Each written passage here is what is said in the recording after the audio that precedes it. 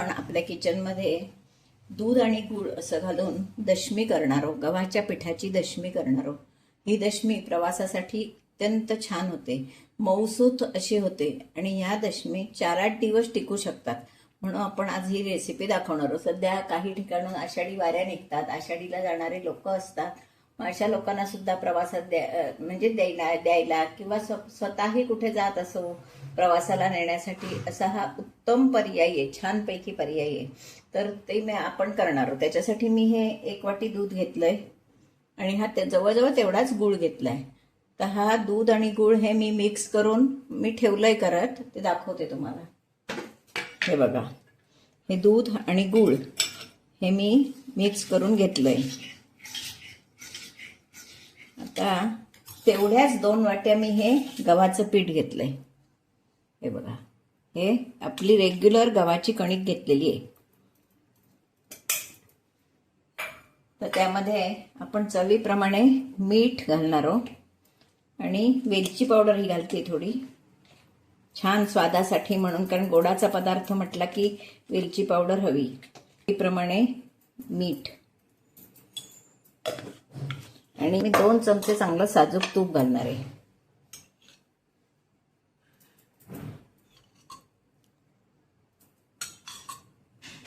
आणि हे सगळं या कणकीला व्यवस्थित चोळून घेणार आहे. म्हणजे हे सगळं मिक्स करून आपण जसं मोहन घालतो ना गरम करून, तसंच हे मी तेल कच्चं घातलंय, तूप घातलंय कच्चं.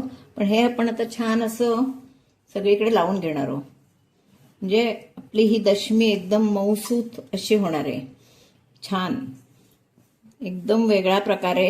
आणि अगदी प्रवासी दशमी म्हटलं तरी हरकत नाही त्याला. असं हे बघा, हे सगळीकडे ती व्यवस्थित लावून घ्यायचं.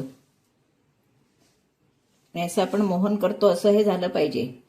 मोहन घातल्यावर आपण मूठ वळून घेतो तर ते तूप लागलं पाहिजे सगळीकडे.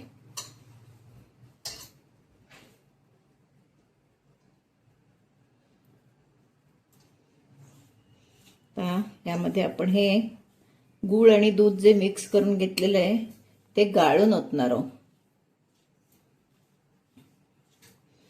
पीठ समजा लागलं तर थोडं आपण घ्यायचं, म्हणजे अंदाजानं घेतलेलं आहे, पण तरी सुद्धा थोडं पीठ लागलं तर घ्यायचं. किंवा समजा दूध लागलं तर दूध घ्यायचं, जे काय कमी पडेल ते घ्यायचं. दूध आपण गाळून घेणार आहोत. किती छान कलर दिसतोय बघा, असाच कलर आपल्या दशम्यांना पण येणार आहे. मिक्स करून घेणार आहोत आणि हे मी कणिक मळून घेणार आहे. जशी आपण पोळीला कणिक भिजवतो तशी ही कणिक आपण भिजवणार आहोत. समजा सैल वाटलं तर थोडं आपण त्याच्यात पीठ घालणार आहोत, कारण अगदी परफेक्ट अंदाज मिळत नाही पिठाचा. त्याच्यामुळे काही वेळा वाटी आपण घट्ट भरलेली असते, काही वेळा कमी भरली जाते. थोडं आपल्याला पीठ लागणार आहे, ते मी आणते आणि घालते. व्यवस्थित हाताने मळून घेते. अशी ही आपली कणिक छानपैकी मळून झालेली आहे. आता आपण तूपच लावणार आहे. तूप लावून असे ठेवते आणि 10 मिनिटं गेली की आपण त्याच्या छानपैकी पोळ्या करणार आहोत, दशम्या. ह्याला आपण पाणी लावलेलं नाहीये या पिठाला. दुधात भिजवलेलं पीठ आहे, दूध आणि गूळ, त्याच्यामुळे ती टिकू शकते 4-8 दिवस. हे आपण ठेवून देऊया. आपली ही कणिक मळून तयार आहे. आता आपण याचे गोळे करून घेणार आहोत आणि जसं नेहमी आपण पोळी लाटतो तशी पोळी लाटणार आहोत. आपण याचा सगळ्या तुपाचा वापर करणार आहोत. अशी छान मळून घ्यायची कणिक. गुळाची असल्यामुळे ती चिकट होते, गूळ असल्यामुळे. आता आपण त्याचे छोटे छोटे गोळे करून घेऊया. मला मी करून दाखवते. आता आपण नेहमीची पोळी लाटतो तशी पोळी लाटणार आहोत.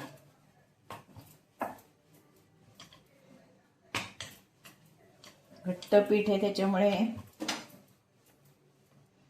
तर त्याला आपण वरून तूप लावणार आहे. मी घडी घालताना त्याच्यात तूप लावणार आहे.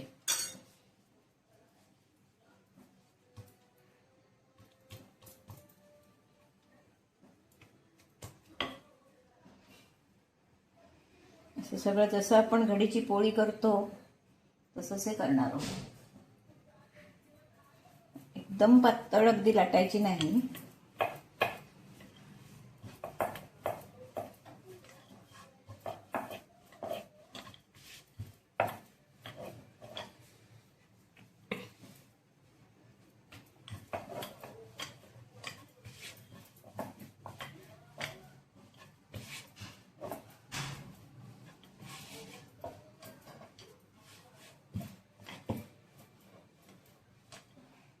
अशी छानपैकी लाटून घ्यायची.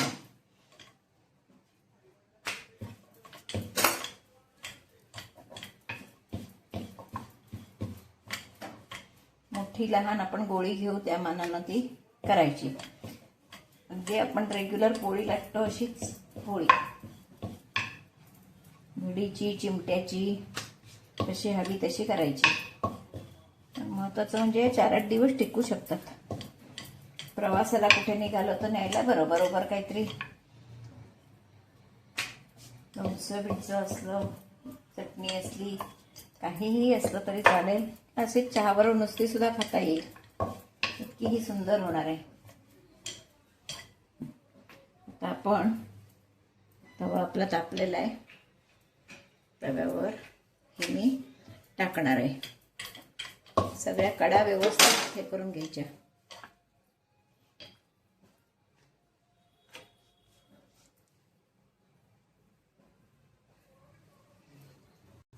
हे बघा आता आपली पोळी छानपैकी फुगायला लागली.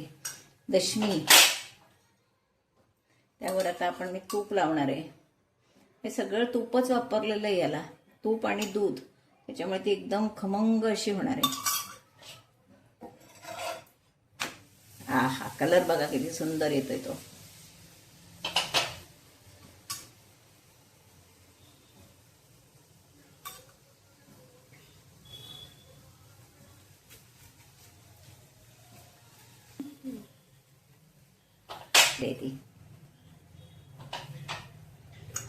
छान तूप लावून घ्यायचं व्यवस्थित अगदी. त्याच्यामुळे ही अशीच खायला सुद्धा चांगली लागणार आहे, बिस्किटासारखी. काढून घेणार आहोत. हे बघा किती मस्त भाजली आहे ती. टाकूया.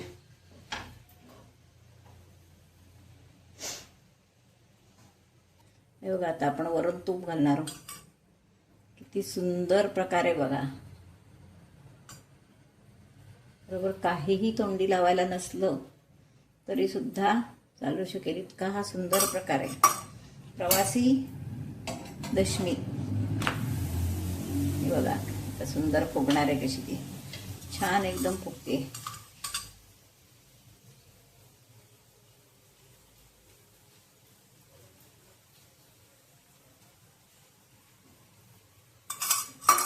बघा किती छान अशी खमंग पोळी आपली तयार झाली.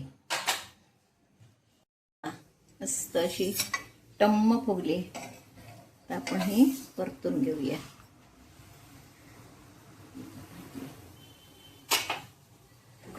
अशा सुंदर टम्म फुगलेल्या अशा आपल्या दशम्या खाण्यासाठी तयार आहे. भरपूर तूप लावलेलं आहे, त्याच्यामुळे खाताना आता काही तुपाची जरूर नाहीये. एकदम छान.